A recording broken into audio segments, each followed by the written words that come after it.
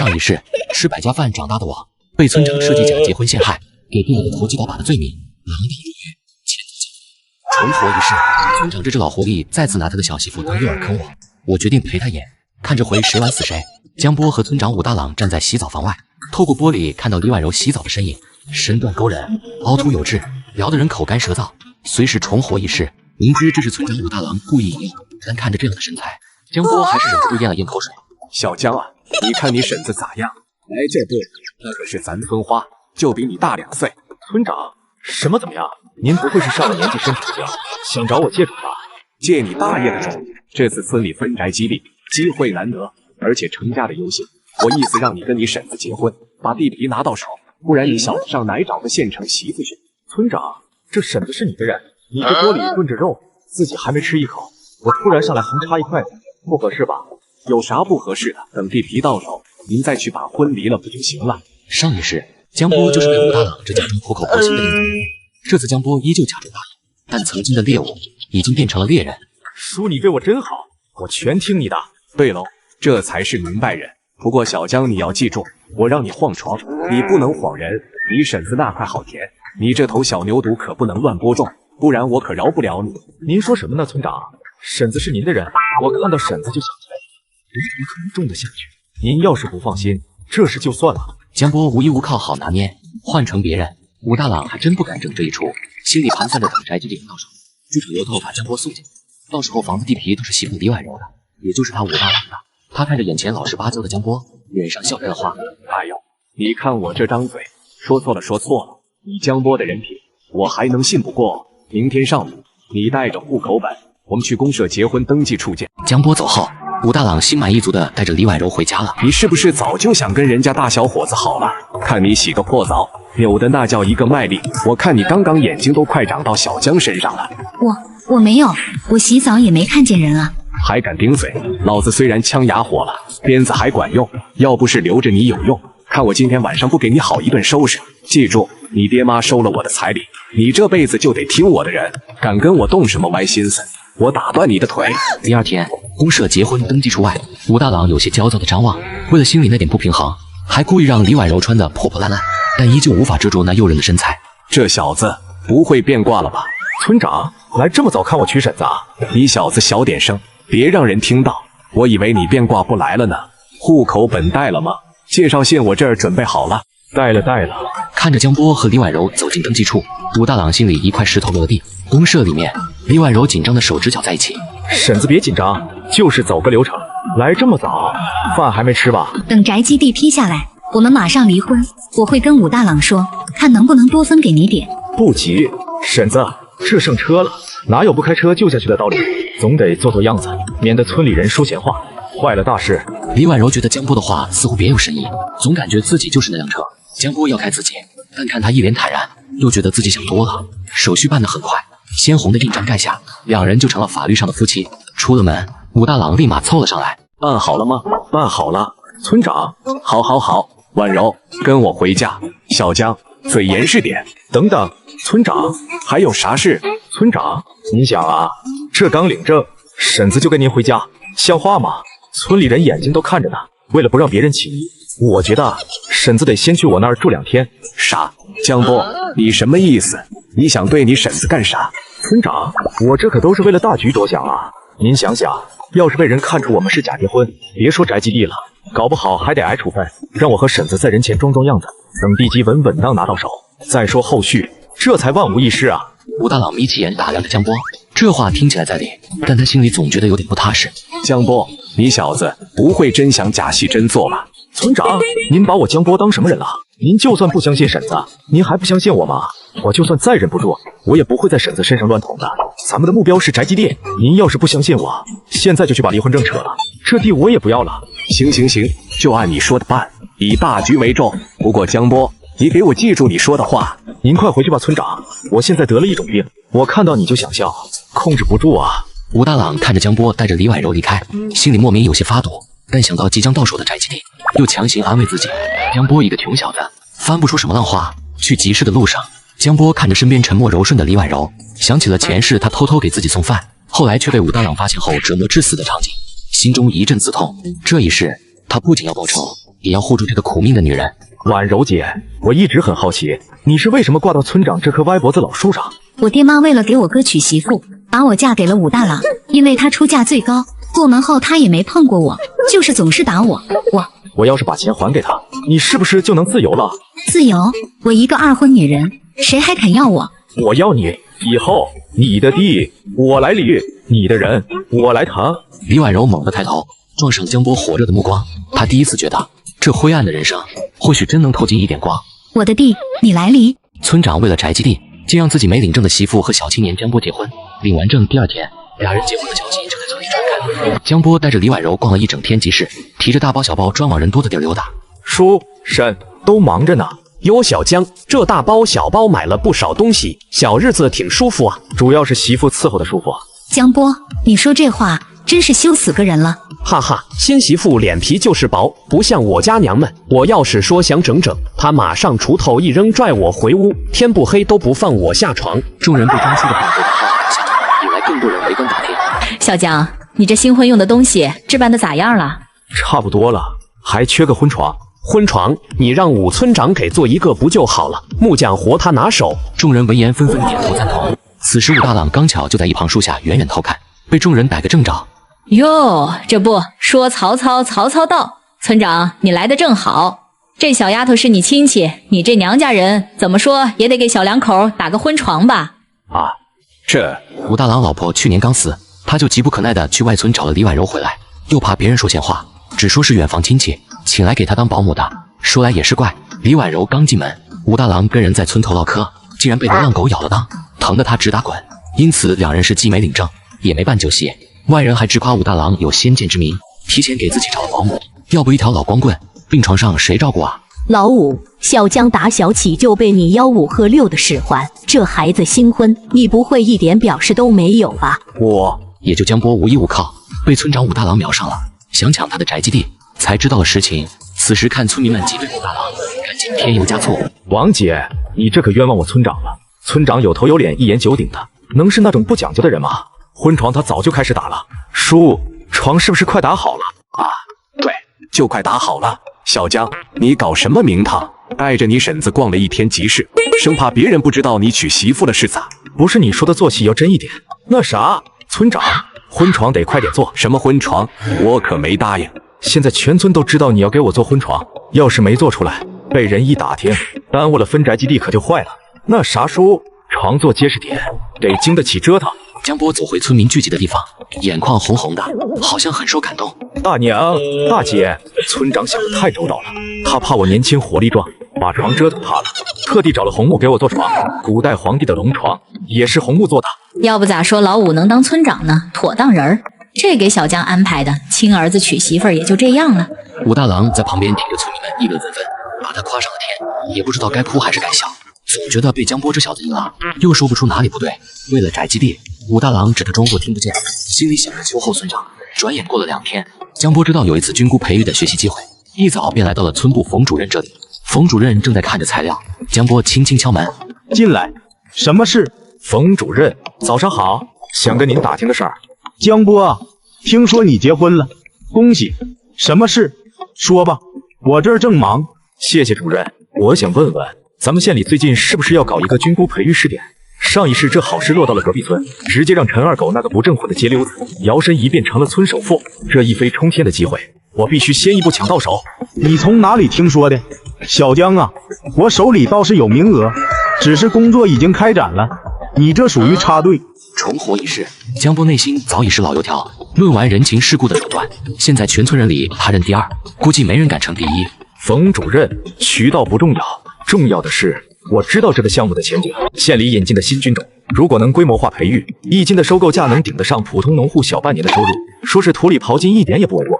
而且第一批成功的合作户，县里还会提供专项无息贷款和技术支持，这可是个能让人彻底翻身的机会。冯主任，这个项目的前景可是能带着全村发家致富。江波，你继续说。这是我写的一份报告，不敢说多完善，但大概方向我觉得没问题。江波的报告像是一块巨石投入平静的湖面，他重新审视着眼前这个年轻人。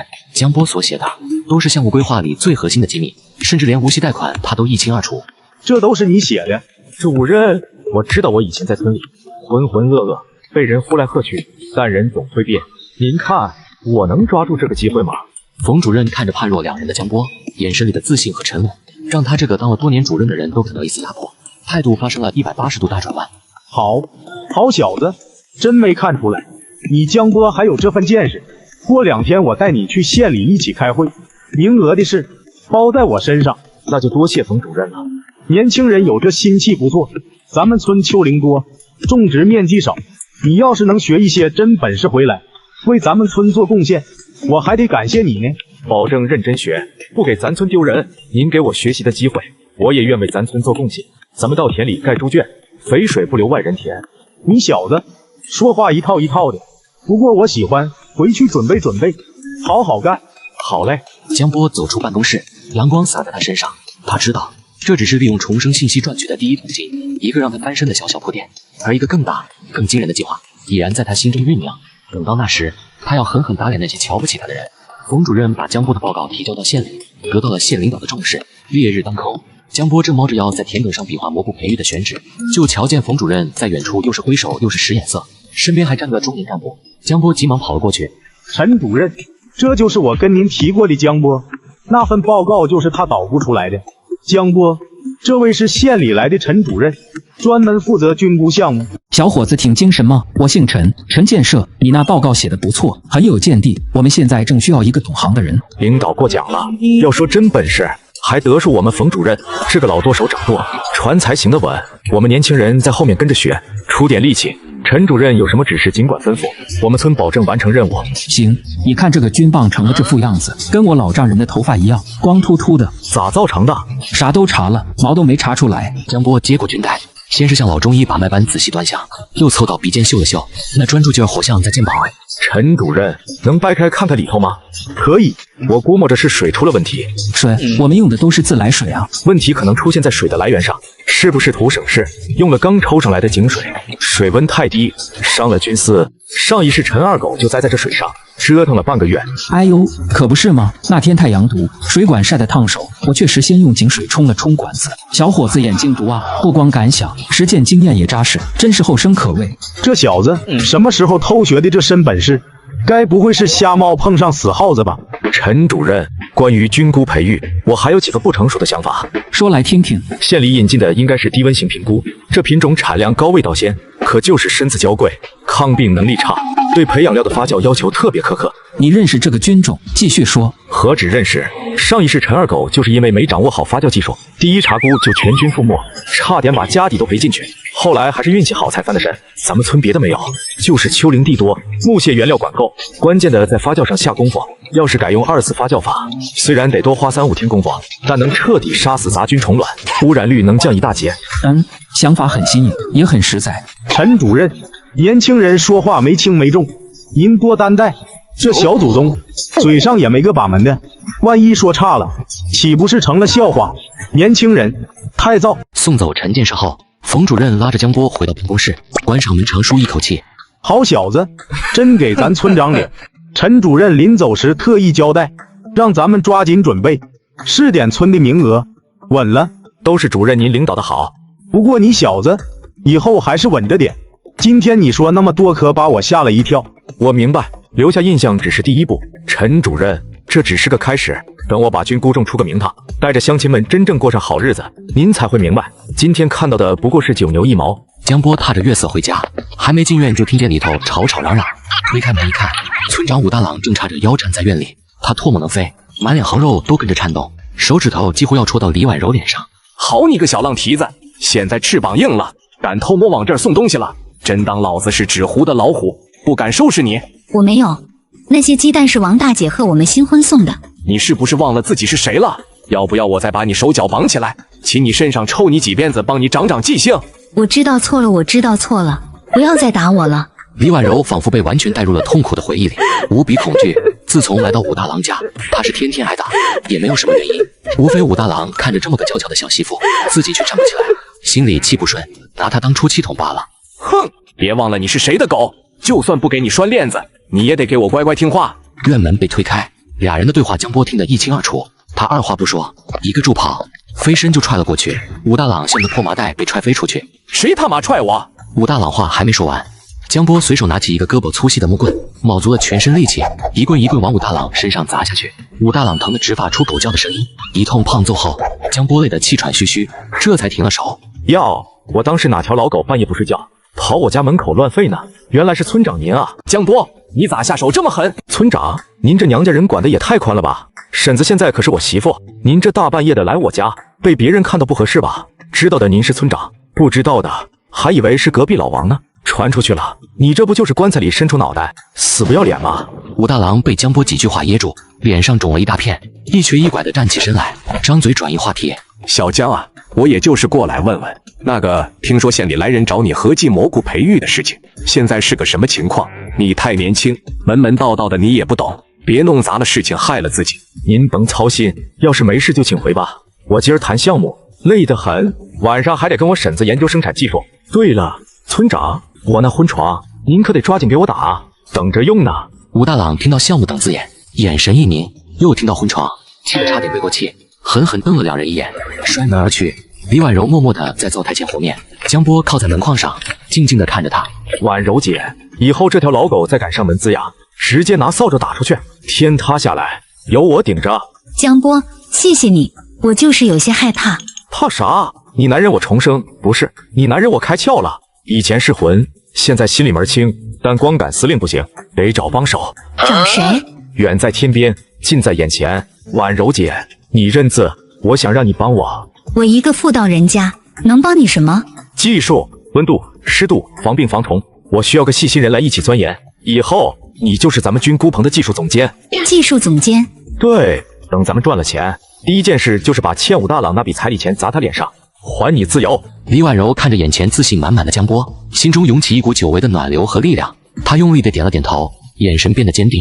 好，我学，我一定拼了命去学。江波带着李婉柔去办理宅基地申请归来，巧遇刚从县城倒腾票证回来的张有良。有良，这几天都抓不着你人影。波哥，倒点粮票，混口饭吃。有个正经发财路子，跟不跟我干？波哥，有事您吩咐。去叫上王来喜、王来财，下午2点，村后山老路口集合。得令。张有良一路跑走，江波则去冯主任办公室汇报一下情况。下午2点，人员到齐。下午，几个人都来到了村后的几口破窑洞前面。波哥，找俺们啥事？是不是要收拾谁？什么收拾谁？哥是带你们发财。兄弟们，军姑培育的活我揽下来了，但这活需要绝对信得过的自己人。军姑，那玩意儿可金贵。波哥，您真会伺候。手拿把掐，有我一口干的，绝不让兄弟们喝稀的。但丑话说前头，这是必须保密。波哥，我们跟你干。好，媳妇，你负责后勤，力气活我们几个来。有良，你脑子活，去摸摸国营饭店和食堂的门路和价钱。明白，保证完成任务。开干！窑洞前瞬间热火朝天，王来才光膀子混泥，王来喜和张有良立甲布帘，江波指挥若定，李婉柔默默送来凉茶。热闹场景引来了村民围观议论。瞎折腾，这玩意能顶饭吃？听说在县里挂了好，没准能成。哼，投机倒把，看他能蹦跶几天。质疑声中，江波的事业迈出了坚实的第一步。武大郎虽然不知道江波在干什么，但他是最不想江波过好的人，他要一直控制着江波。狗剩，那小子真干起来了。可不，折腾得灰头土脸，我看是瞎子点灯，白费。江波这小子，啥时候都改不了那个魂劲，正事一件不干，净整这些没用的东西。狗剩，去带几个人去，让他们停工，没收他们的工具，就说村领导安排的。敢反抗，直接给他们砸喽！一天我也不让你小子好过。好嘞，村长您就瞧好吧，老子有100个法子治你，看你拿什么狂！江波几人正准备收工回家，狗剩带人走了进来。悠悠，小江啊，干啥呢？这是。江波给站在洞口的张有良使个眼色，张有良会意，撒腿就往冯主任办公室跑去。小狗啊，你们几个不放个屁去追着玩，好我这来干啥？害谁小狗呢？老子叫狗剩，谁让你们在这里动工的？以为自己是个高中生，整个村都是你们家的，是不是？你算个什么东西？波哥干什么还用不着跟你汇报？几个人搞得跟土驴子打鬼一样。你看嫂子这么白净的脸都沾上土了，来，我给嫂子擦擦。狗剩刚伸手，江波提腿就是一脚正中狗剩的命根子，疼得他嗷嗷直叫。再不滚，老子就废了你！告诉你江波，这几个窑洞就是我管着的，村里领导安排的。我说你们不能用，你们连根草都不能拔。兄弟们，给我砸！两拨人扭打在一起，狗剩他们4人瘦得跟猴子一样，王来才一巴掌一个，他们就没站起来过，只有挨打的份。就在这时，冯主任到了。狗剩，给我住手！我也没机会出手啊。冯主任，您来的正好，江部他们在这里瞎胡搞，我好言相劝，告诉他们不要搞那个什么资本主义，他们就动手打我。还资本主义？我看你像资本主义。此时破窑洞旁已经聚集了不少村民，大家都被这一幕逗得哈哈大笑。大家都在，我说个事，这个事情是县里支持的，也是我批准的，对咱们村子有很大的好处，能帮忙的就帮忙，不帮忙的别捣乱。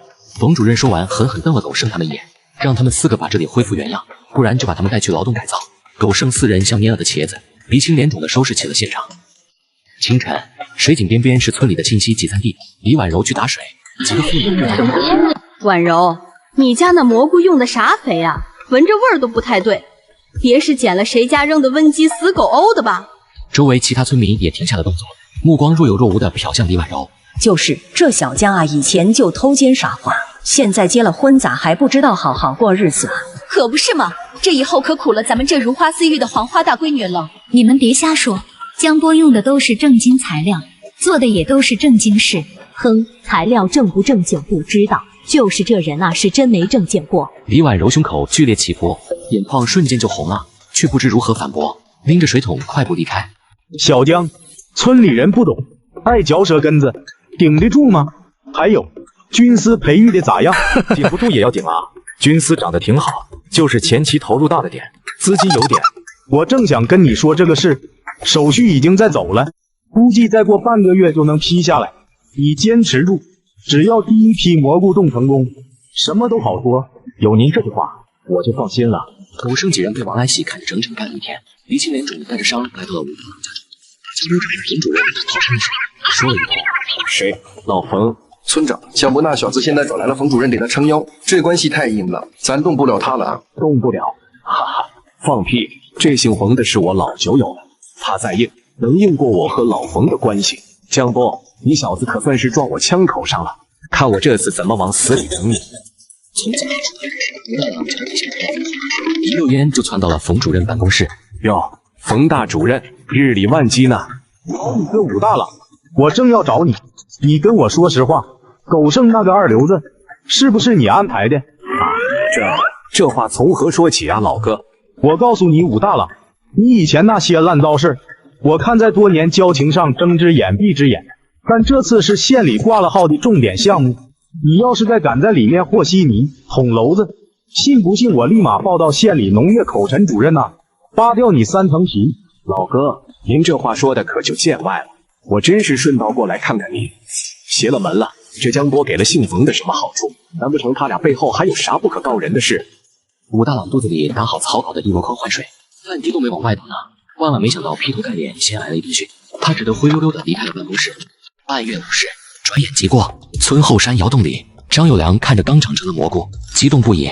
波哥，成了！这品相也太好了，朵大肉厚，大小均匀，品相极佳，确实不错。看这势头，这一茬最少得有500斤。波哥，这平菇长得威武雄壮，不知道跟你的家伙事比，哪个品相更好？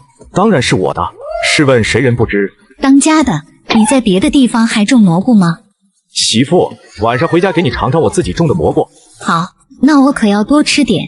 管够，有粮，来喜，采摘装车，你俩跟我一起去县里。几人采摘了500斤左右，赶着牛车，拉着蘑菇来到了国营饭店。张有良显然不是第一次来，和服务员小翠相当熟悉。小翠翠，一见不日，如隔三秋。这词让你用的没毛病。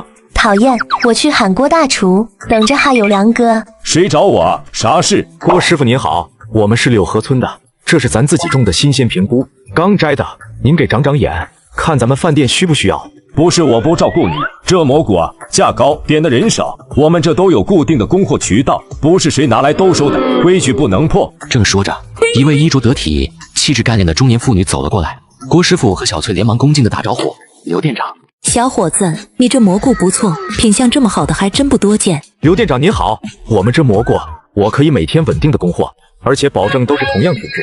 老郭，这蘑菇不错，收了吧，按市价7毛一斤，这车我们全要了，你看怎么样，小伙子？市场价7毛，我们头一回合作，图的是个长远合作和您的关照，给您按6毛算。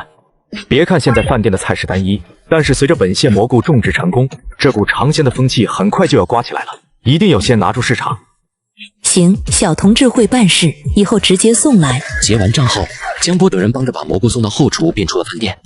张有良高兴的手舞足蹈，300块钱啊！我这辈子都没见过这么多钱，这都顶上我倒腾1年的粮票了。这才哪到哪，走去买点肉和酒，回去犒劳兄弟们。院子里飘出诱人的肉香，江波几人围坐在小桌旁，桌上摆着红烧肉、炒蘑菇，还有一瓶白酒。几人脸上洋溢着喜悦。波哥，你是这个，跟着你干带劲。万里长城第一步，我们还要继续发展扩大。兄弟们，整一个！远处观望的村民闻到肉香，听到他们的对话，脸上露出震惊和羡慕的表情。我的天，真赚钱了！看那一桌子肉，那还能有假？不定是从哪偷来的肉，我就不信，就那几口破窑洞还能变出钱来。狗剩，我看你是吃不到葡萄说葡萄酸吧？这小江啊，还真是能耐。不行，我得去跟他说说，让他也得带着我们当家的一起干。他能带着咱们干嘛？咱之前可没少说他坏话。众人议论纷纷。这时江波走了出来。小江，不，江老板，你看你这儿还缺人手不？我家那口子力气大。是啊，江波，带我们一个呗，咱们都乡里乡亲的。各位叔伯婶子，我江波不是小气的人，以前的事过去了就过去了，想跟着我干可以。众人眼前一亮，但我有我的规矩。第一，得听我安排，严格按照我的技术要求来。第二，不怕吃苦。第三，头1个月是学习期，管饭，没工钱。1个月后，你们种出来的蘑菇4毛一斤我全收，不用你们担心销路。1个月没工钱啊？不会让大家吃亏，我江波说到做到，不愿意的绝不强求。大部分村民听到4毛一斤，眼睛都亮了，纷纷表态愿意管。在江波的带领下，村民干劲十足，7口窑洞很快搭建完成。油灯如豆，映着武大郎阴沉扭曲的脸，他狠狠灌了一口劣质白酒，把酒盅往桌上重重一顿。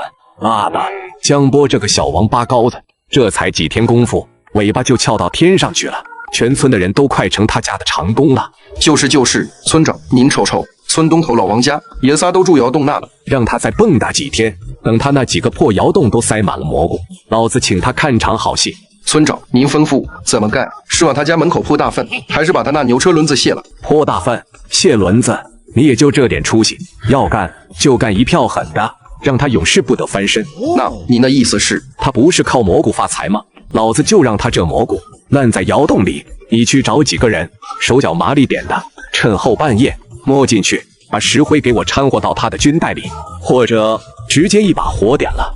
放火！村长，这要是查出来，查谁查？天干物燥，窑洞里电线老化，起个火不是正常。就算查到你头上，你就说是江波自己操作不当，老子在村里1天就能保你1天。成，村长您就瞧好吧，我保证让他这蘑菇棚变成烤蘑菇房。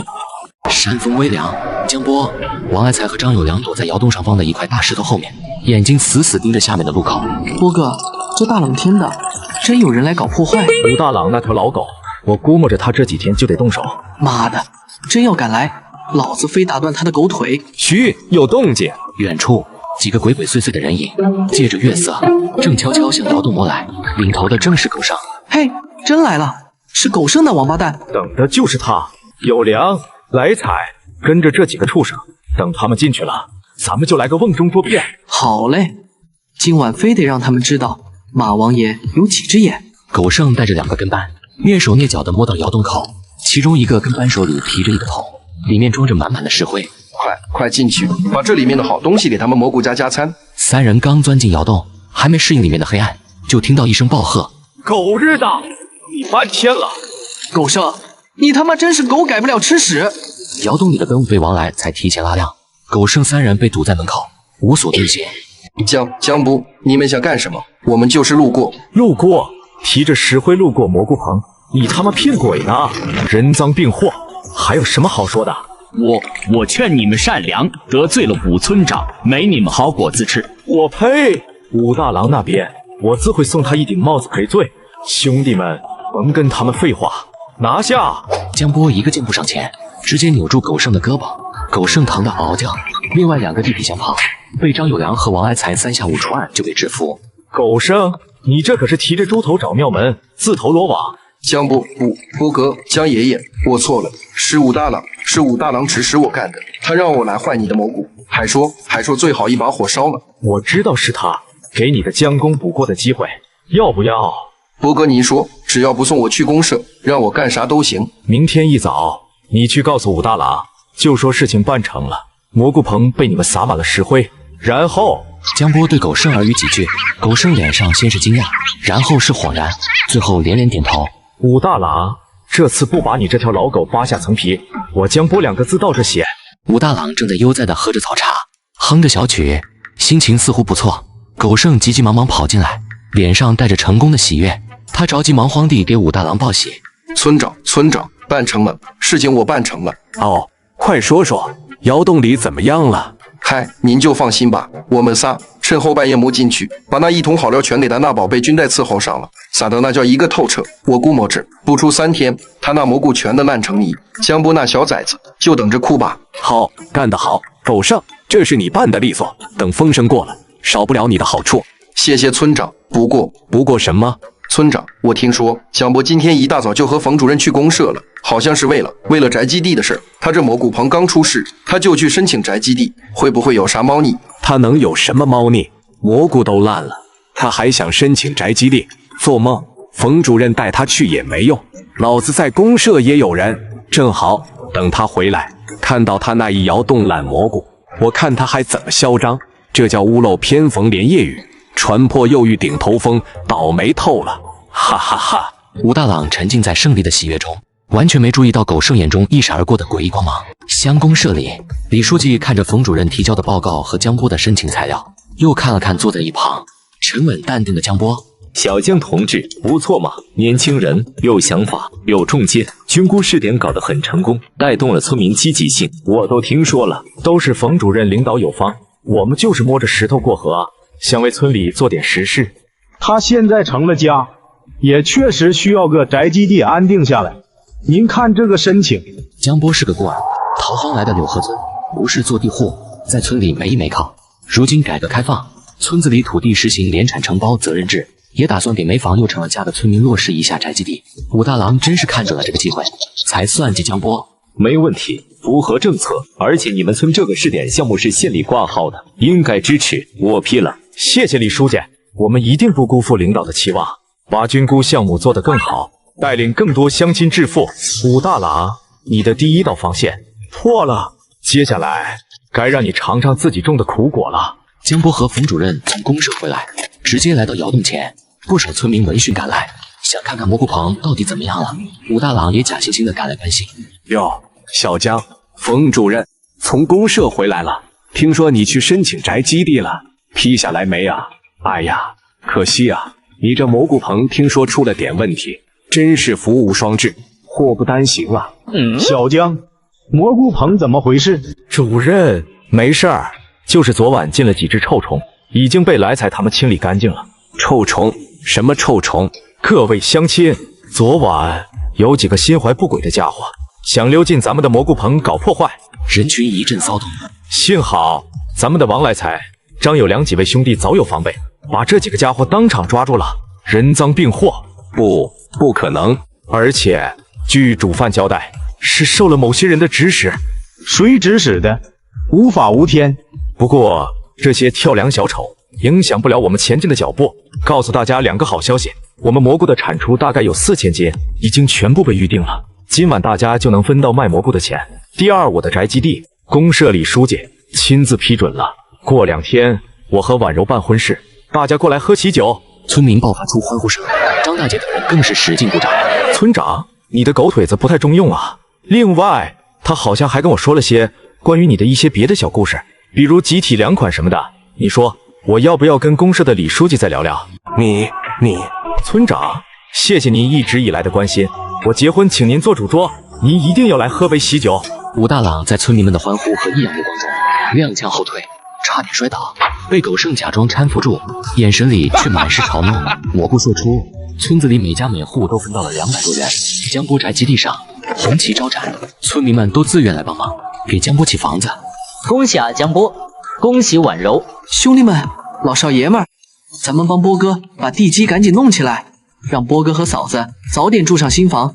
好嘞，干活！村民们热情高涨，挖土机的、搬石头的、和泥的，场面热火朝天，与之前井边的冷漠嘲讽形成鲜明对比。大家辛苦了，喝口水。江波啊，你放心，你家这房子，咱们肯定给你盖得又快又结实。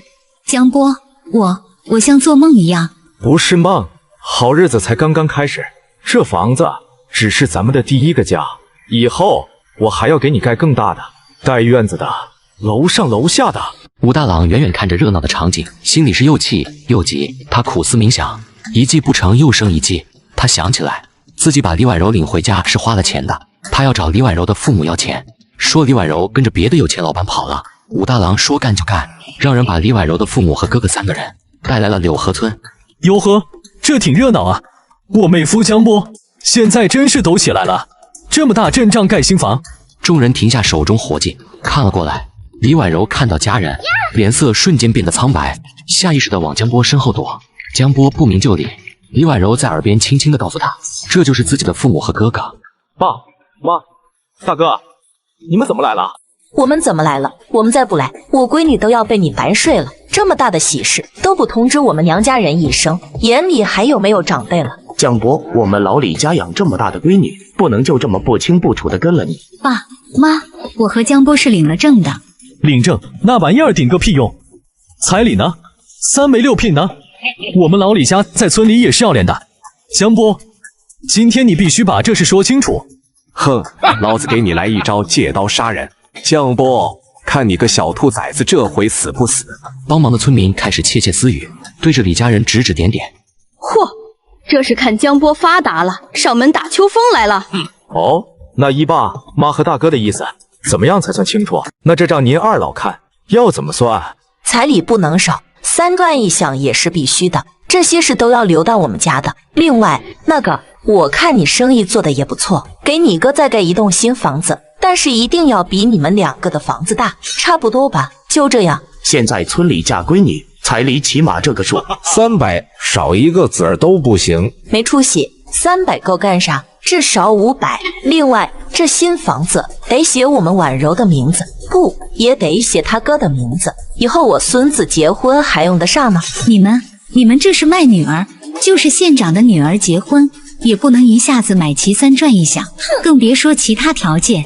你个死丫头，胳膊肘往外拐！我们这是为你好，免得以后被他踹了，人财两空。说完了，李家人被他的反应弄得一愣。3转1响，500块现金，房子写李强的名字，要求挺具体。哼，知道就好，赶紧准备。我1毛都不会给你，你连根毛都拿不到。江波这话说的霸气十足，毫无回旋余地，让李老栓一家人很震惊。自古以来，嫁女儿收钱天经地义，难道这世道变了？还真的男女平等了？我和婉柔是合法夫妻，受法律保护。你们现在的行为叫敲诈勒索，信不信我现在就去公社告你们？你敢？你看我敢不敢？不给你们个下马威，还真以为我是以前那个任你们拿捏的江波了。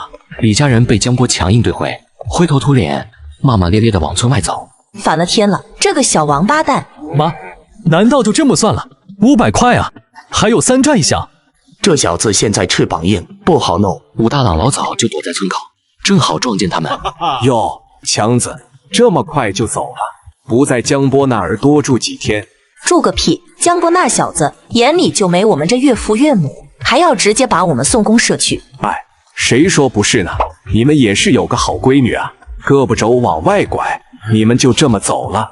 那本来该是给你们的钱啊！真是个赔钱货，养这么大，白费我那么多粮食，还不如养头猪。武村长，你可得给我们做主啊！办法嘛，总是有的。他江波不就是靠着那点蘑菇和冯主任撑腰吗？如果他的蘑菇出了问题，或者冯主任不再支持他了呢？武村长，你啥意思？你们是婉柔的娘家人，有些事名正言顺，比如去蘑菇棚关心一下生产，或者去找冯主任反映情况，就说江波对你们不好，人品有问题，不配当试点负责人。对，那蘑菇棚就是我们家的。还是武术高明。哎，强子，别冲动，你们自己看着办，我可什么都不知道。武大郎说完，背着手哼着小曲走了。李家人互相看了一眼，脸上露出了贪婪的表情。第二天，李婉柔正在窑洞里记录温度和湿度，李家人气势汹汹地闯了进来。爸妈哥，你们怎么到这儿来了？咋了？我闺女的地方，我还不能来帮忙了？妈，不能用手摸。哟，我偏要动。军带晃动，几个小蘑菇被震落。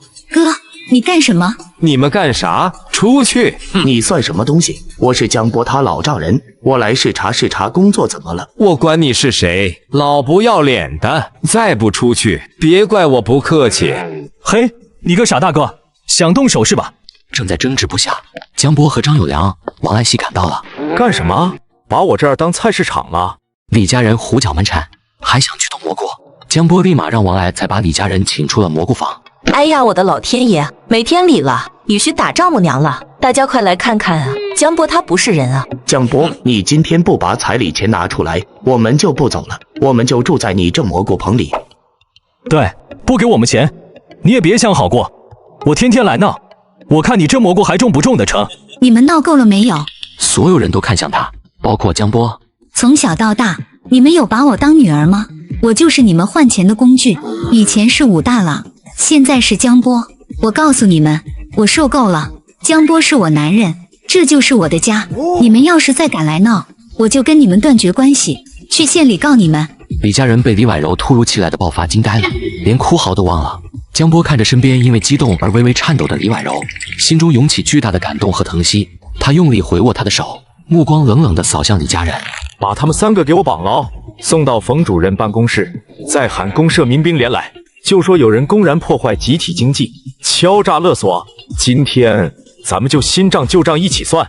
李家人被五花大绑，王翠花哭嚎得更厉害。他们没想到一向软弱的李婉柔会反抗，更没想到江波居然要动真格。哼，被人当刀子使都不知道，正好拿你们立威，看以后谁还敢来我这儿撒野。冯主任面色严肃，李家人也没了之前的嚣张。不像话，太不像话了！你们怎么净干这糊涂事？他们夫妻关系是受法律保护的，你们这是干扰生产，敲诈勒索，追究起来，你们是要蹲大牢的。冯主任，我们就是一时糊涂啊，我们也是心疼闺女。你们不是心疼我，是心疼没拿到钱。冯主任，按理说他们是婉柔的父母，我不该追究，但他们今天的行为已经严重影响了我蘑菇棚的正常生产，必须有个说法。这样，你们必须向江波同志郑重道歉，并且书面保证，以后绝不再来骚扰、敲诈他们，更不能再破坏蘑菇棚，否则下次就直接移交公社民兵处理。道歉，我们道歉，保证，我们保证，保证再也不来了。小江，你看这样处理行吗？毕竟你们还是一家人。我们听主任的，只要他们信守承诺，该尽的孝道我们不会少。打一棒子给个甜枣，既立了威，也堵了旁人的嘴。至于孝道，等你们真配得上父母这2个字的时候再说吧。李家人的风波平息后，第二天李婉柔心情低落，便在家休息一天。不要为家人的事难过，我们的生活会越来越好。一个人在家一定要注意安全。放心当家的，我不出门，等下午我多做一些好菜给你们送去。江波走后，李婉柔起床下地，正准备擦洗身体，听到敲门声，以为是江波又回来。打开门，只见武大郎缓步走了进来。你怎么来了？你这好媳妇，咋也不做个饭？看这屋头啥吃的也没有。我们早上吃完了。我问你为什么没有吃的？放开我！你到底要干什么？我问你，准备什么时候离婚？离什么婚？你是不是忘了，当初我就是为了能分到宅基地，才让你和江波甲结婚。咋了？你还真要过日子？话还没说完，武大郎狠狠一巴掌打在李婉柔脸上。我求求你放过我！放过你？老子整天过的吃了上顿没下顿，你倒是日子过滋润了是不是？我不想和江波离婚。武大郎一手将李婉柔强拉进自己怀里，一手玩弄着她的头发。你是我的狗，就得撅着屁股摇着尾巴，乖乖听我的话，你逃不出我的手掌心，听到没有？说话！武大郎一把抓过李婉柔的衣服，露出了大片大片雪白的肌肤。我和江波是真心相爱的，我把钱还给你好不好？求你放过我。当初要不是老子买了你，你还不知道要被卖到哪个山沟里。你是不是和江波已经睡了？说睡了几次，爽不爽？你个臭不要脸的贱货，老子今天玩死你！武大郎正准备再次动手，门被一脚踹开，看到来人是江波后，武大郎一个没站稳后退了一步，坐在了地上。你他妈的畜生！我杀了你！武大郎正准备再次动手，门被一脚踹开，看到来人是江波后，武大郎一个没站稳后退了一步，坐在了地上。你他妈的畜生！我杀了你！江波，你别激动，你听我说，我就是路过，看看你家还缺啥，师傅想给你添置点。江波一板凳就砸在武大郎头上，江波给冯主任递了根烟，帮他点上。蘑菇种植进展咋样？那位没有再去给你找麻烦吧？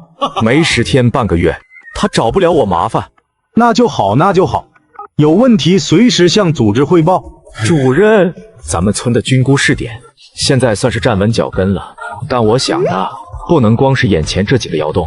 江波给冯主任递了根烟，帮他点上。蘑菇种植进展咋样？那位没有再去给你找麻烦吧？没10天半个月，他找不了我麻烦。那就好，有问题随时向组织汇报。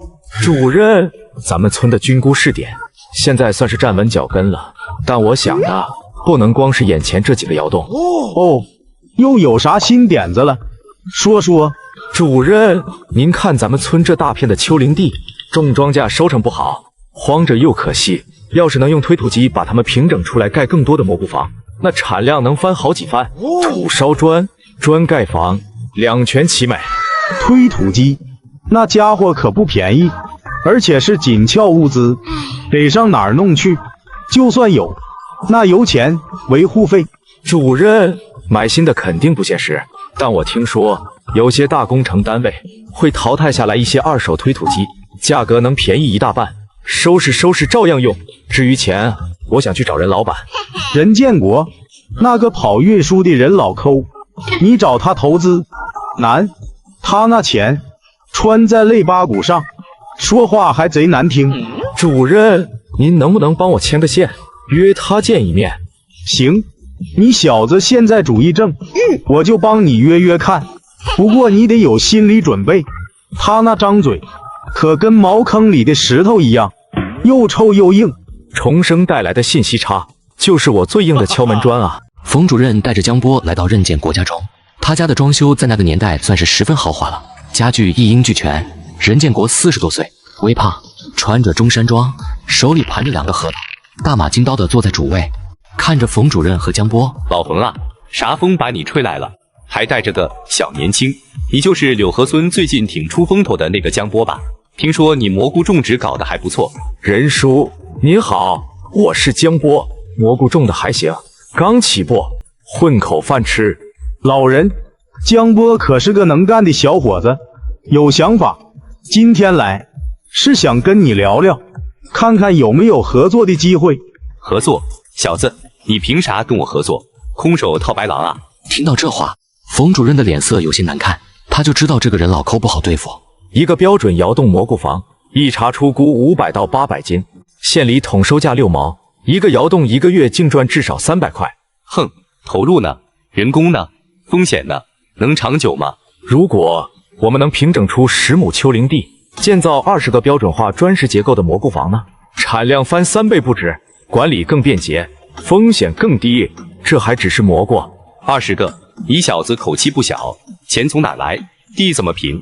所以我需要一台2手推土机，不仅平我们自己的地，还可以承接公社甚至邻村的平整工程，这又是一笔收入。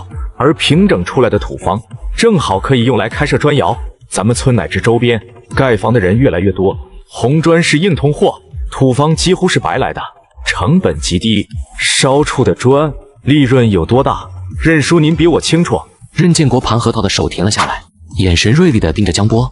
冯主任也听得目瞪口呆。一旦运转起来，收益将是您现在跑运输的好几倍，甚至10倍以上。而且这是扎根农村的实业，政策支持，根基稳固。2手推土机，你有门路，只要资金到位，门路我去找。邻省有个矿务局，有一批老式的东方红推土机要淘汰，只要您信我，我就能把它弄回来。这小子脑子里装的都是什么？这蓝图画的也太他娘的大了，但听起来每一步都卡在点上，不像瞎编。难道他真有什么内部消息？2万块虽然不是小数目，但是老子陪你赌一把。推土机的事，我有熟人，我去帮你谈。谢谢任叔，您不会后悔的。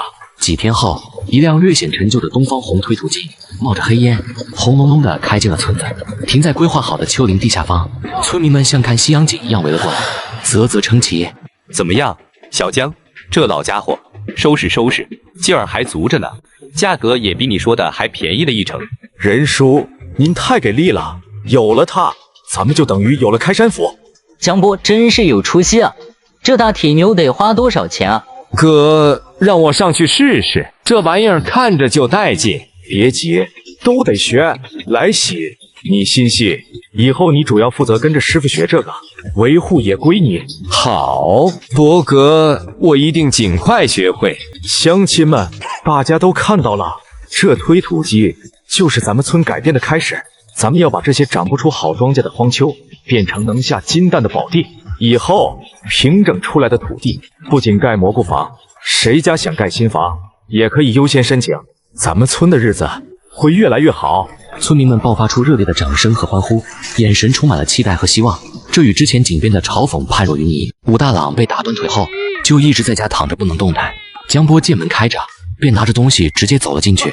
哟，村长歇着呢，我给你带了瓶酒，还有2斤五花肉，孝敬孝敬您。你怎么来了？猫哭耗子，没安好心，东西拿走，滚蛋！村长，您是老领导了，怎么能和我一个小辈计较呢？我那不是没忍住吗？现在知道我是长辈了，你打我的时候咋没有想到？谁家老爷们能看着自己媳妇被欺负？武大郎一听自己媳妇这几个字，气得都忘了腿疼。你那是抢的我媳妇，是我的媳妇，我花了钱的。你媳妇我媳妇还不都一样吗？我的意思是，我会照顾好婶子的，比你照顾的还好，你就放心吧。哼，我跟你婶子说了，你们赶快离婚，之前的事咱们老爷们啥也不计较了。你要是识相，就赶快去办，把宅基地也让出来。宅基地是我申请的，房子也是我出钱盖的，给你干什么？你要是以后表现好了，这个宅基地我住着，该给你的钱我亏待不了你。江波慢慢走进武大郎，手轻轻地放在武大郎受伤的膝盖上，突然用力一抓，疼得武大郎龇牙咧嘴。老狗，别以为我不知道你在想什么。房子给了你，然后你再慢慢弄死我，对不对？他是怎么知道的？我没有跟任何人说过。江波，你个小兔崽子，快放手！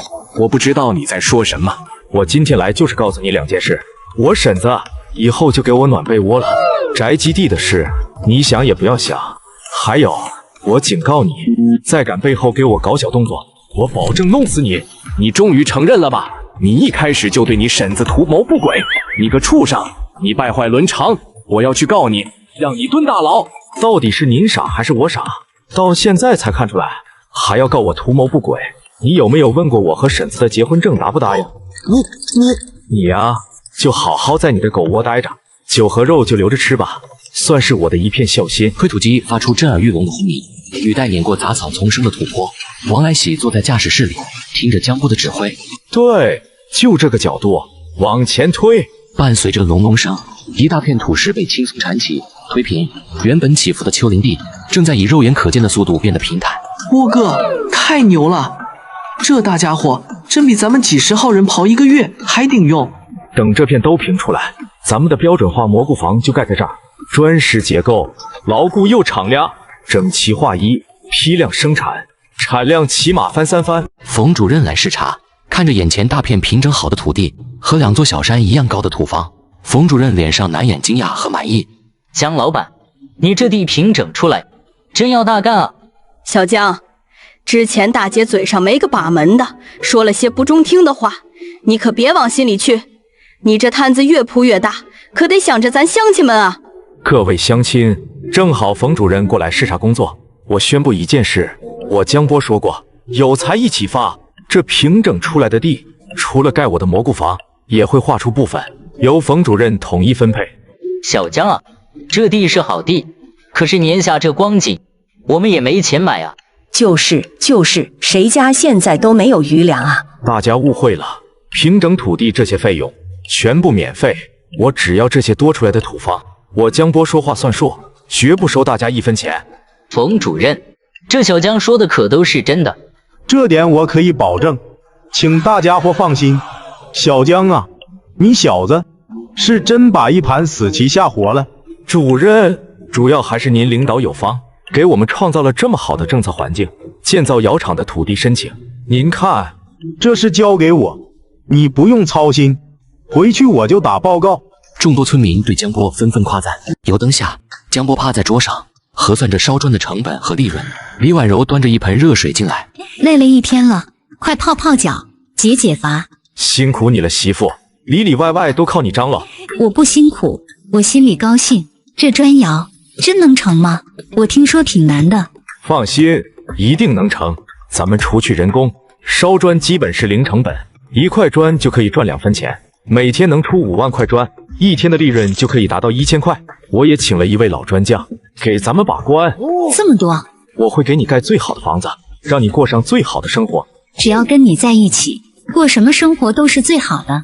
砖窑很快建成，新砌的砖窑像一座小小的堡垒，矗立在平整好的土地上，窑口已经封死，烟囱冒着淡淡的青烟。所有人都围在窑前，气氛紧张又期待。今天是第一窑砖出窑的日子。陈师傅，这火候真没问题，可别一窑都烧成废渣，那可就赔大发了。任老板，把心放肚子里，我烧了30年窑，这火候闭着眼睛都摸得准。江波娃子给的这改良配方透气性好，我看呐，这一窑砖差不了。时间到了，开窑。王来才和王来喜拿着铁钳上前，小心翼翼地撬开封门的砖块，一股热浪扑面而来。随着砖块被搬开，窑内的情况逐渐显露。波哥，快来看！怎么了？红了，全红了，冷是冷，搅是搅。波哥，成了，咱们的砖烧成了。他手里那块砖颜色均匀，呈暗红色，敲击之下发出清脆的响声，人群瞬间沸腾了。真成了，真是红砖，比镇上砖厂的也不差。江波，你真是咱们村的活财神啊！太好了，这下咱们村盖房再也不求人了。江波，这砖咋卖？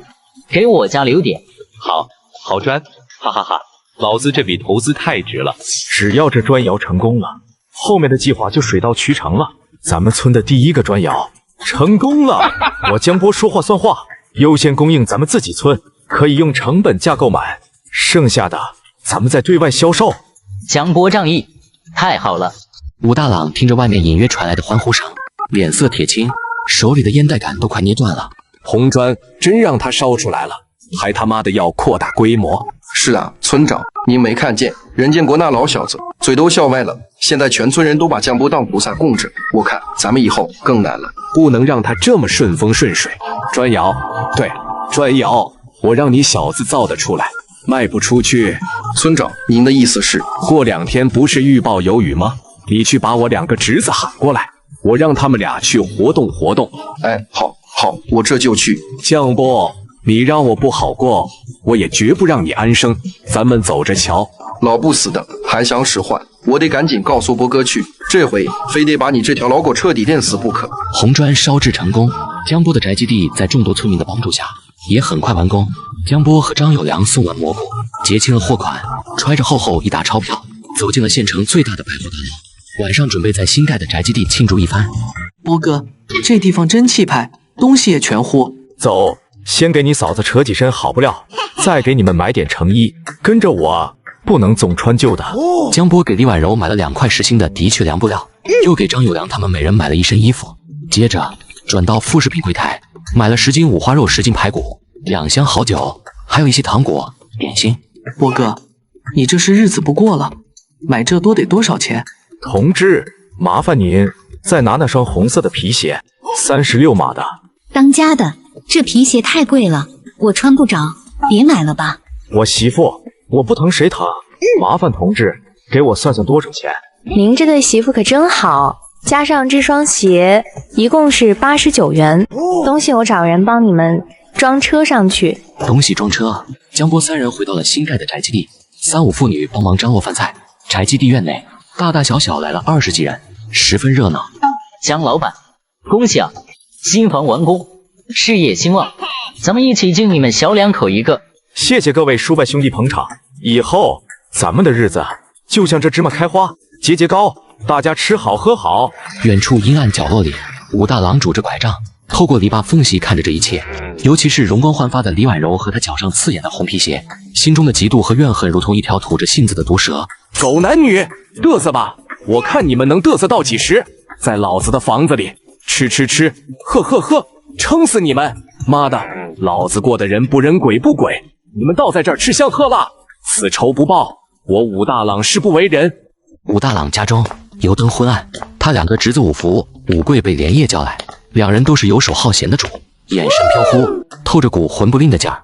夫子、贵子，你叔我让人给欺负惨了，腿断了，媳妇也让人拐跑了，这口气我咽不下。叔，谁啊？这么大胆子，告诉我们，我俩去给他放血。对，感动我叔，活腻歪了。动刀动枪那是下策，现在有个现成的法子，能让他江波窟都找不着调。啥法子？烧好的砖得往外运，你们晚上把窑厂周边的路全部都给他挖上大坑，还有通往村外那座小石桥，年久失修，你们哥俩也去活动活动，让它自然塌了。到时候他江波的砖就是一堆废土，烂在家里运不出去，看他还能不能嘚瑟。叔，拆桥，这桥全村人都要用的，这要是被抓到，怕什么？黑灯瞎火的，谁看得见？事成之后，一人100块。听到100块，武福、武贵眼睛瞬间亮了。干了，叔，您就瞧好吧，保证让他那砖1块也出不了村。记住，手脚干净点，找没人注意的时候去。第二天中午，狗剩鬼鬼祟祟地找到正在查看砖窑出货情况的江波。波哥，小狗啊，有事。波哥，有个情况，我昨晚起夜，好像看见武福、武贵俩兄弟在通往村外那小石桥那边转悠，嘀嘀咕咕的，没干好事的感觉。小石桥？他们说什么了？离得远，听不清，就隐约听到什么桥路100块什么的。我感觉他们可能要打您这砖的主意。我说今天这路上怎么莫名其妙的多出来那么多的大坑？行，我知道了，这是你办的不错，拿着买包烟抽，嘴巴严实点。谢谢波哥，您放心，我嘴巴最严，我啥也不知道。武大郎啊，武大郎，你就这点出息，玩这种下三滥的手段也好，正好借你这把刀，给村里修条好路。月黑风高，江波带着王来喜、王来才、张有良提前埋伏在小石桥附近的草丛里。果然，到了后半夜，武福、武贵扛着铁锹、镐头，鬼鬼祟祟地摸到了桥边。没人，快动手，把这桥墩下面掏空，明天大车一过，准他。哥，咱这算不算为民除害？江波那小子太嚣张了。两人刚要动手，几道手电光柱猛地打在他们身上。哟，我当是谁呢？原来是武家2位兄弟，大半夜不睡觉，跑来给村里修桥呢。江波，修桥？我看你们是想拆桥。人赃并获，看你们还怎么狡辩。江波，你血口喷人，我们就是路过，带着家伙事儿，瞄准桥墩子路过。你们这路过的成本挺高啊，是不是武大郎指使的？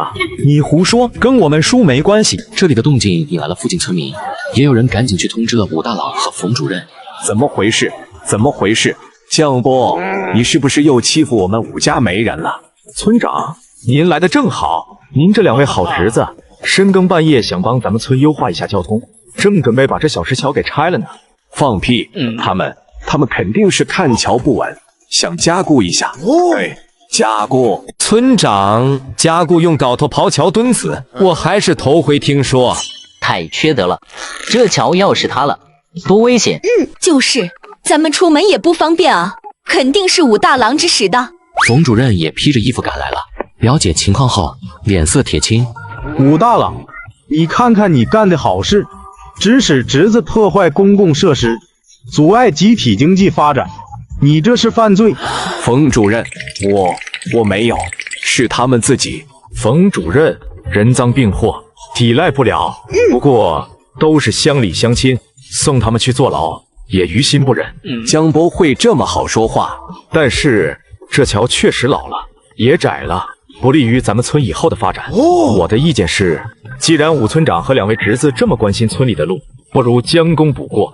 我这砖窑出砖，武村长您家出钱出力，把这条路修一修，拓宽成能走大卡车的。费用嘛，我估计2000块差不多，也算是为村里做点实实在在的好事。您看怎么样？2000，江波你这是敲诈！你把我卖了，我也没这么多钱啊。我看江波这个提议很好，就这么定了。人家江波都能免费提供红砖，你一个村长咋就不行？武大郎，要么修路，要么你们叔侄3个一起去公社派出所说道，你自己选。还有啊，村长，我这新房都盖好了，你答应给我做的新床是不是也该给我送过来了？对呀，身为村长，说话可不能跟放屁一样。江波，你欺人太甚！村长，事情是你侄子做的，至于是咱们关起门自己解决，还是去公社解决，您自己选，咱不强求。武大郎面如死灰，在村民的指指点点和冯主任的威压下，只能打碎牙往肚里咽，哆嗦着点了点头。平整出的土地上，20座标准化砖石结构蘑菇棚整齐排列，气势非凡。陈主任在江波和冯主任的陪同下前来视察，村民们自发聚集过来，脸上洋溢着希望。好啊，小江、冯主任，你们这动作太快了，这才多久，规模就扩大了数倍，这才是我们新农民的气魄。陈主任，这20个蘑菇房，我们采取了分包到货、统一管理、集中销售的模式，技术我媳妇婉柔负责指导，销售由我和张友良负责，村民负责日常管理，产出按比例分成。主任，我们现在严格实行2次发酵法和温差刺激出菇，污染率低，产量和品质都很稳定。好，金锅不让须眉。小江，你可是找了个贤内助啊！同志们，柳河村这个菌菇培育试点非常成功，已经成为了我们县的典型。下一步要在全县范围内推广你们的经验。村民们激动的鼓掌，张大杰等早期加入的更是与有荣焉。听说你的砖窑也办起来了？是的，主任，利用平整土地的土方烧制建筑用砖，目前产销2万，10里8乡都来订购。这小子脑子活，不仅自己致富，还带动了全村。现在连路都逼着武大郎出钱修了。好，有勇有谋，年轻人就要有这个闯劲和担当，继续努力，争取成为咱们市的致富带头人。砖窑前人来人往，油车、拖拉机排起了队。张友良忙着收钱，记账，脸上笑开了花。江老板，这是订砖的钱，您点点。您这砖质量真好，我们村盖房都认你这儿。是啊，价格也公道，比去县里拉方便多了。大家放心，保质保量。后面排队的朋友稍等，下一窑明天就能出。看着红火的场面，江波心中豪情万丈。菌菇和砖窑如同他事业的2个轮子，驱动着他和整个柳河村奔向充满希望的未来。而他也知道，那个被打断腿、破了财的武大郎绝不会就此善罢甘休。武大郎被迫出钱修路，他拄着拐杖，一脸肉疼地站在路边监工，看着钱像流水一样花出去，心里如同刀割。叔，这得干到啥时候是个头啊？2000块啊，咱老武家家底都被掏空了。就是江波，那小子太狠了。闭嘴，干活都是你们2个成事不足败事有余的东西。江波，老子就要你的命，等着瞧。李婉柔细心地为江波整理衣领，脸上带着担忧。当家的武大郎这次吃了这么大亏，我担心他不会善罢甘休。他那种人，逼急了什么都做得出来。放心，婉柔，我等的就是他狗急跳墙，他不动，我反而不好彻底收拾他。他只要敢动，我就让他永无翻身之日。我已经让有良和来喜他们多留意了，还是要小心些，明枪易躲，暗箭难防。我知道。江波和冯主任正在边走边讨论蘑菇种植的发展，狗剩远远地跑了过来。哟，冯主任也在呢，这么着急跑过来，是不是有啥事？报告2位领导，是倒是没有，就是有些情况，我感觉应该向您汇报一下。有屁快放！你整天的满村乱跑，也不好好干个活，能有啥情况？领导教训的对，嘿嘿，是这样的，武大郎的2个侄子最近2天不知道搞什么鬼，来回去了好几趟县里，每次都是带着一个大桶回来，有一次我好奇，就去问问里面是什么东西，结果您猜怎么着？别在这拐弯抹角，快说！里面装的都是汽油，我问他们干啥用，他们也不说，就说村长有用让他们买的。江波和冯主任对视一眼，相互都没有说话，但两人心里都知道，武大郎肯定没变好屁。我去派出所，去告他个老小子。冯主任，先不说他有没有把汽油藏起来，我们没有他做坏事的确凿证据，也不能随便抓人，反而还会打草惊蛇。那这咋办？明知道武大郎就不会干什么好事，我是怕他做出什么过分的事，到时候咱们控制不了啊。放心，冯主任，这件事交给我，再也没有人比我了解咱们这位村长了。我去他家一趟，有什么困难随时向我汇报，一定要把安全放在第一位。这个人心理不正常啊。您放心，主任，狗剩你这样，我给你安排些事情你去做。半夜你偷偷进武大郎家。小江啊，你咋也不教狗剩学好啊，还让他半夜翻墙，这个叫恶人还需恶人磨。我就当没听见。江波三人商讨了一会便散开了。江波独自来到了武大郎家中，看到武大郎正一条腿翘在桌子上，手里拿着一瓶劣质白酒。村长，腿伤还没好，这又大吃大喝上了，这样可不好，我担心您啊。哼，你江波什么时候开始关心起我这个村长来了？关心您是应该的，这不，我那婚床还指望着您给我做呢。江波，我之前怎么就没有看出来？你这心眼咋就这么坏呢？村长啊，您觉得这样的话从你嘴里说出来合适吗？我这心眼如果算坏，那您这心眼又叫啥？让我假结婚，又合计着害我，多大怨多大仇啊！那是你欠我的，那宅基地本来就是我的，你强取豪夺，你有悖人伦，你臭不要脸！江波没有再继续争论，余光看到院子里的2个军绿色的大油桶。村长，您这买这么2大桶汽油干什么？怎么您家里也买推土机了？关你屁事！我买来烧锅用的，你管得着吗你？买汽油来烧锅，你也不怕把自己烧死？没事，给我滚蛋！你害得我家底掏空，腿也绝了，还把你婶子拐跑给你暖被窝，我恨不得你死！村长，我看你这小房子也不错，您安安心心的过日子吧，别再惦记我那宅基地了。你住不了，真做出什么违法乱纪的事，害的可是您自己。你说我违法乱纪，你证据呢？别在这诬陷好人。您还当上好人了？小江啊，我刚听出来，你这是不是害怕了，所以跑到我这里求情来了？村长，那您想让我怎么求情？简单，你霸占了你婶子，抢了我的宅基地，你要了你婶子的清白，这事我就不跟你计较了。你也知道，村长我不行。是，我知道。你继续说。这样，你尽快和你婶子离婚，从宅基地搬出去，宅基地有你一半，我会想办法折成钱给你。村长，我这要求不过分吧？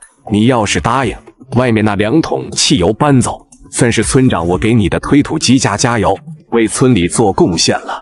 我要是不答应呢？你别后悔。老东西，就知道你没憋好屁。我和婉柔是合法夫妻，我死也不会交给你。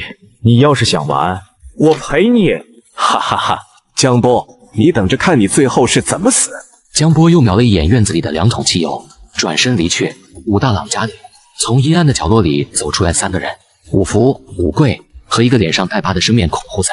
武大郎翻箱倒柜，将一个装满钱的布包丢在胡三面前。胡三，这是定金，事成之后再付另一半。我要你帮我做一件事。什么事？你去把李婉柔那个小贱人给我绑来，就带到后山那个废弃的看林屋里。老子虽然不行，但我要当着江波的面，让我的2个侄子好好伺候他，让他听听他的好媳妇是怎么叫的。江波，老子跟你势不两立，不弄死你，我武大郎3个字倒着写。叔，咱钱也花了，路也修了，要不就算了吧。那江波现在势头太猛，连冯主任和陈主任都向着他。这帮人的事，万一被发现了，是啊，叔，好汉不吃眼前亏。放屁，老子腿断了，钱没了，媳妇也跟人跑了，你让我算了。他让我不好过，老子也不让他好过。胡三，你就说能不能干？杀人放火我都不眨眼，帮家跟娘们小事不过。不过什么？伺候人这事，你2个侄子还小，我怕他们做不好，到时候我可以跟他们一起，给他们指导指导。哈哈哈哈，好好指导指导。五福、五贵被一股邪火冲昏了头，也答应了武大郎的计划。说完，胡三像鬼影一样消失，武大郎脸上露出扭曲而快意的笑容，仿佛已经看到了江波崩溃的表情。村部冯主任办公室，狗剩直接推门而入。波哥，大事不好了！怎么了？你快说！嫂子让人给绑了。不是让你看着点你嫂子吗？咋能让人给绑了？波哥，您吩咐过我以后，我就寸步不离的守在蘑菇房外面。谁知道，就刚刚吃晚饭的功夫，一个人蒙着脸，手里还拿着刀，进去3号蘑菇房就把嫂子给绑走了。他那人高马大，手里还拿着刀，我这也不敢硬皮啊。快说，绑去哪了？我跟踪了一会，好像是后山的看林房。上一世武大郎就是在那里，差点把我活活打死。冯主任，您去公社喊人。狗生，你去窑厂把咱们的人都叫上去后山看林房。时间来不及了，我自己得先赶过去。林婉柔被五福、五贵五花大绑在一个椅子上，害怕林婉柔逃跑，绳子绑得很紧。叔，婶子的身子是真丰满啊，你看扣子都快绷不住了。你们绑架是犯法了，快放开我！我男人来了，饶不了你们。你个小贱货，你男人，我才是你男人，把他的嘴给我堵住。婶子，本来我叔说你跟江波好了，我还不信，以为你是身不由己。现在看来，你还真是路边的野狗，谁都能骑呀。要不婶子，你让我也试试。说着，五福和五贵2人就准备开始动手。你们到底想干什么？快放开我！你们2个留着力气，一会江波来了，有你们出力的时候。夫子，你去找江波在哪，告诉他李婉柔在我们手上，让他一个人过来。好，我这就去。五福正准备出门，门就被江波一脚踹开，直砸到了五福的脸上。江波看到屋子里面的4人，又看到被绑在椅子上的林婉柔，心里一阵心疼。江波，你怎么找到这里来了？你不正希望我过来吗？放开我媳妇，我就当这事没发生过。你别过来，不然可别怪我手一抖，划破他的喉咙。好，你别激动，我不过去。有什么条件你说？你个小兔崽子，现在知道求我了啊？你不是最宝贝你婶子吗？老子要让你江波亲眼看看你的心头肉是怎么被糟蹋的，听听他是怎么叫的。哈哈哈！你别动他，有事冲我来。哈哈哈！今天我就让你死，别再给我耍什么心眼。你要是敢反抗，看到没有？现在山林干燥，这2桶汽油下去，整个山上还有你那破蘑菇房里的人，全都得跟着陪葬。武大郎，你这老狗，你是嫌自己死得不够快吗？宅基地给你，我再给你5万块钱，放了我媳妇5万块钱。几人正准备继续谈判的时候，张有良、王来喜、王来才、狗剩还有其他几个村民正好赶到。狗剩，这人是你带过来的？你个叛徒！我说你最近怎么奇奇怪怪的？搞半天你是做了江波的狗。我没有。五福、五贵，把汽油桶打开，把汽油全都给我倒出来。五福和五贵哆哆嗦嗦的，一人提起一个油桶，开始往看林屋里泼洒。洒到一半发现了不对，叔，这汽油不对啊，咋一点味道也没有？怎么回事？这他妈的怎么是水？吴老狗，没想到吧？波哥早就想到你不会干什么好事，半夜我就翻墙去你家，偷偷给你换成水了，里面还有小爷的一泡尿，哈哈哈！你个叛徒，你果然做了江波的走狗。跟着波哥咋了？跟着你3天饿9顿，还得被你呼来喝去。跟着我波哥每天有酒喝有肉吃，傻子才跟着你，我这叫弃暗投明。江波趁着武大郎恍惚之际，一个箭步跑到武大郎面前，将他踹翻在地。王来喜等人看到波哥行动，纷纷上前将其他人也制服。武大郎想爬窗趁机逃跑，却发现冯主任带着公社派出所的人早已在外面等候多时。武大郎，光天化日绑架妇女，蓄意纵火，你眼里到底还有没有王法？你真是糊涂透顶，无药可救。你贪污公款，虐待妇女，杀人放火，武大郎，这次我要你死无葬身之地。你胡说，江波，我哪里做过这些事？你血口喷人，你不得好死！来人，把他们4个给我绑回去。隔天一早，县公安局的干警来到村里，正式逮捕了武大郎、五福、五贵、胡三。村民们围在村口，议论纷纷。陈主任、冯主任，各位乡亲，我今天就要当着大家的面揭穿这条老狗的真面目。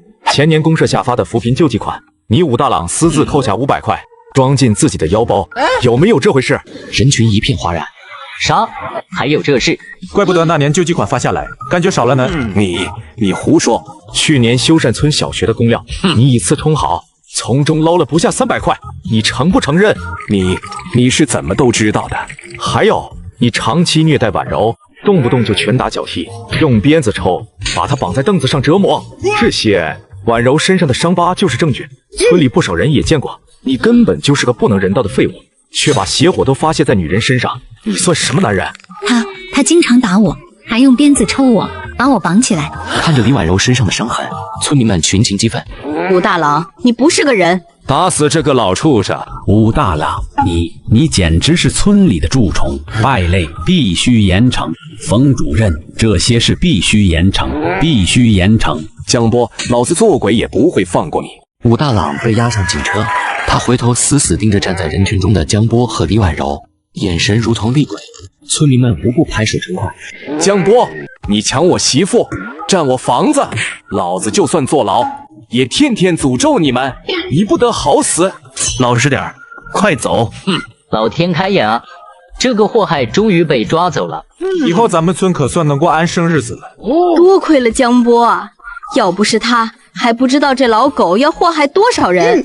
农历18，吉日良辰，五河村一片欢天喜地。江波和李婉柔的婚礼盛大而温馨。江波一身崭新中山装，精神奕奕；李婉也美艳不可方物，迎亲队伍锣鼓喧天，绕村一周，热闹非凡。正在这时，李婉柔的家人来到了婚礼现场。